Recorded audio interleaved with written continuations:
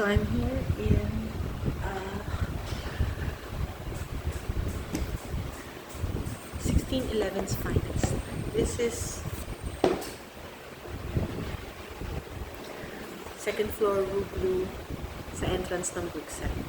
The thing I want to talk about now is Kuya's advice. Sabi niya, Chi, huwag kang mag-picture na yun. The tendency kasi is everybody looks back kasi all of your double chin, chin will all come out. Instead, you move your face forward para hindi siya nakikita. Pero mas malakas na technique is instead of coming from straight ganyan, come from an angle.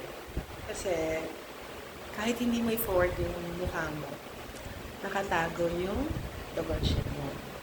So remember, pag may nag-picture sa'yo, straight na straight, wag ka na lang gaganyan, mag-forward ka na lang. Pero best is, kung galing ka sa higher angle.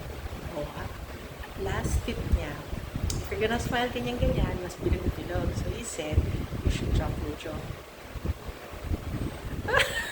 Para elongated face. O, give it a try and see anong improvement sa mga photos nyo. Galing yan sa kuya ko.